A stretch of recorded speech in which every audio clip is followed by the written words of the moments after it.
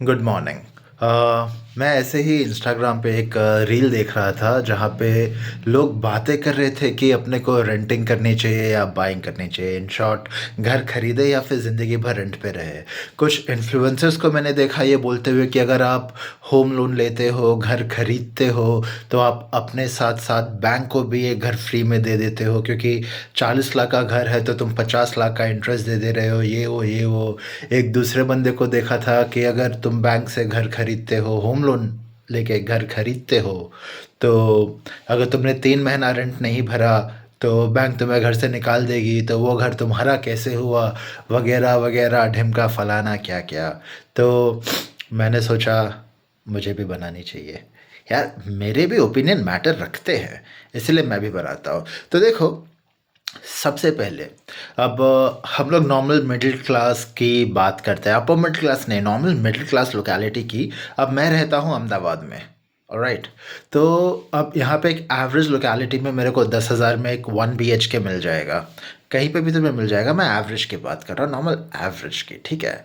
अब अगर आप 10,000 पर मंथ का रेंट पे रहते हो, अब क्या है, जितने भी नॉर्मल, आई मीन ये जो टायर 1 सिटीज़ है, यहाँ पे एक अच्छा खासा चलन है। यहाँ पे हर साल 10% रेंट इंक्रीज होता है, हर साल।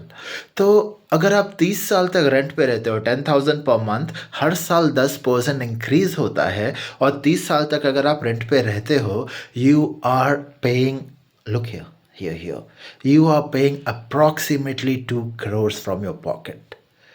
2 करोड़ रुपए आप रेंट पे दे रहे हो इन पूरे 30 सालों में, क्योंकि 10% तो हमेशा इंक्रीज होगा ही। लैंडलॉर्ड कोई इतना अच्छा आदमी तो होता नहीं है, but eventually you are going to give this much. अब वही अगर आप बैंक से देखो, आप अगर यहाँ पे 40 लाख में 1 BHK मिल जाएगा, वो तो अच्छी लोकेलिटी में मिल जाएगा। 40 लाख में 1 BHK वेरी गुड लोकेलिटी में मिल जाएगा।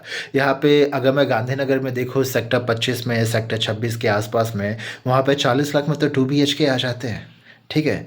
तो अगर हम लोग ये देखते हैं, 40 लाख का है और तुमने 30 साल तक रखा, 50 लाख तुमने इंटरेस्ट भर दिया, लिटिल 60 लाख मेंटेनेंस, ये वो वगैरह वगैरह वगैरह, फिर भी तुम्हारा खर्चा आता है 1 करोड़। रेंट पे तुम 30 साल रहे, तुमने दिए 2 करोड़। अगर तुमने खुद का घर खरीद लिया, तुमने लिए 1 करोड़।